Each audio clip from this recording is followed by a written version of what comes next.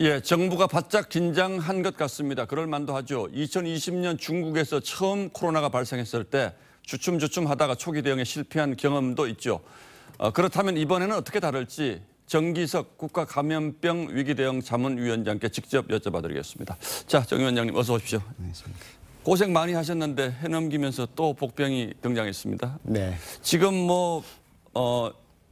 중국 정부의 발표는 아닙니다만 현지 매체 보도를 보면 베이징 시민의 80%가 감염됐다. 그리고 중국 전체 인구의 60%가 감염이 됐다. 이런 보도도 나오는데 이게 현실적으로 가능한 숫자입니까? 불가능한 건 아니라고 봅니다. 예. 왜냐하면요. 스촨성이라고 있는데 예. 거기서 자체 설문조사를 한 15만 명을 했는데 63%로 발표를 했고요. 예.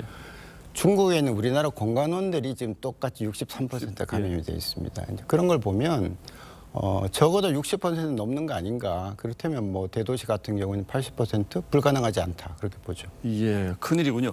그러나 중국 정부는 여전히 하루 발생자 숫자가 몇천 명이다 이렇게 지금 얘기하고 있는 겁니까?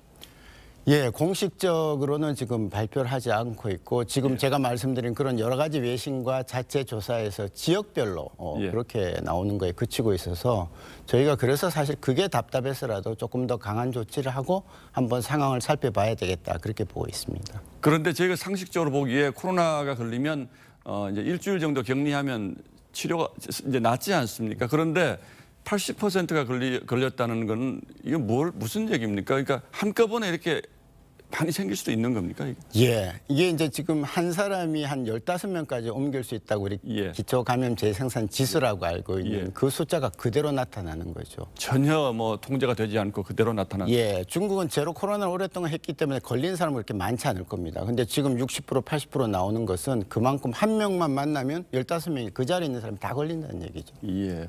자, 어쨌든 우리가 이제 가장 걱정할 수밖에 없는데 또 역설적으로 생각을 해보면요. 이렇게 한꺼번에 많이 걸리면 집단 면역도 금방 생기는 거 아닙니까? 옳으신 말씀입니다. 예. 그런데 문제는 우리도 그거 알죠. 예. 사실 그랬으면 다 마스크 다 해제하고 다 했을 예. 텐데 그 과정에 생기는 건강 약자들, 사회적 약자들의 희생입니다. 우리 그전에 보지 않았습니까? 한꺼번에 많이 터지니까 어떻게 됐습니까? 예. 응급실 미어 터지고 중환자실 없고 심지어는 화장장도 부족해가지고 우리나라도 겪었는데 중국이 그걸 안 겪기는 좀 어려울 거라고 봅니다.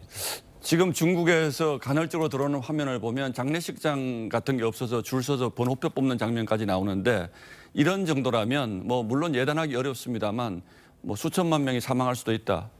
이렇게도 볼 수 있을까요? 제가 계산해 보니까 수천만 명이 넘더라고요. 지금 중국 인구 14억에 14억에. 예를 들어 50%가 걸렸다고 하면 7억 아닙니까? 예. 7억인데 치명률이 우리나라가 지금 제일 낮을 때가 0.04입니다. 예. 0.04를 적용한다고 해도 280만 명이 나오죠. 예. 숫자상은 그렇습니다. 초기에 적절한 치료를 받지도 못하고 약도 지금 제대로 공급이 되지 않고 지금 이렇기 때문에 그 정도 수천만 명이 사망할 수도 있다. 이제 이런 계산이 나오는 거고 지금 국내 약국에 감기약이 동이 났다는 얘기도 있고 또 팍스로비드가 엄청나게 비싼 값으로 팔리고 있다. 이런 얘기도 역시 다 중국에서 상황이 그만큼 심각하다. 그래서 지금 발생하는 현상들인 거죠. 예, 그렇게 보고 있습니다. 자, 우리로서는 신종 변이 바이러스가 등장할까 봐 이게 제일 걱정인데 그 가능성은 어떻게 보십니까? 그 가능성이 있기 때문에 사실은 신종 변이 출현이 공식적으로 발표가 안 됐음에도 불구하고 우리가 지금 일단은 딱 단속을 한 것입니다. 예. 왜냐하면 바이러스는 알다시피 우리 몸에 들어오면 복제를 계속합니다. 예. 세포 하나하나에 들어가서 바이러스가 복제를 하는 거거든요. 그러니까 우리 몸은 하나의 거대한 바이러스 복제기입니다. 예. 근데 우리는 5천만이 있지만 중국은 14억이 있지 않습니까?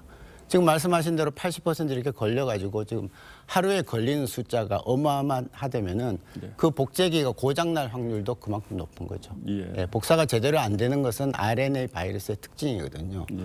만 카피를 하면, 1000번 복사를 하면 한 번이 틀리게 나온다는 겁니다. 예. 그러니까 훨씬 높은 거죠. 지금 우리나라와는 다른 거. 그래서 인도 같은 나라, 남아공 같이 아주 밀집된 나라에서 변이가 나왔던 겁니다. 그게 델타 오미크론이 거기서 나온 거죠. 예. 오늘 정부 대책이 일단 이제 가장 중요한 게 한 달 정도는 단기 비자 발급하지 않겠다. 그러니까 관광객 안 받겠다는 거지 않습니까? 이 정도면 일단은 급한 불은 끌 수 있습니까? 될 것 같습니다. 예. 왜냐하면 그동안에 사실 중국이 이게 완전히 그 재개를 안 한 상태에서 저희가 조치를 취했기 때문에 예. 지금 정도로서는 충분치 않느냐 이렇게 만일 보는 것이고요. 예. 만일 상황이 달라지면 또 다른 조치가 있기 때문에 현재로서는 할 수 있는 것은 다 했다 그렇게 보고 있습니다. 예.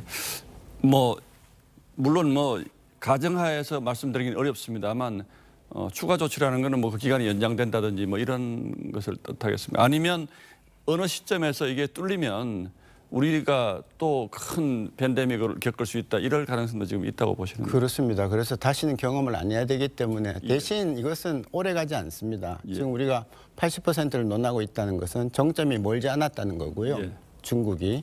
그러면 한두 달 안에는 거의 유행이 끝나고 많은 사람이 면역을 가지면서 일단 당분간은 바이러스가 안 돌 겁니다. 예, 우리가 그러니까 한 두 달 동안만 두 단기적으로 달 정도만 잘 집중하자는 참으면 중국 자체에서도 집단 면역이 형성될 것이기 때문에 크게 걱정할 것은 없다 이렇게 보시는데 자 그런데 내년에 이 사태가 생기기 전에 내년 1분기쯤이면 뭐 실내 마스크도 우리는 좀 해제할 수 있다 이런 희망들을 가졌었는데 그것과는 지금 어떤 관계가 있을까요?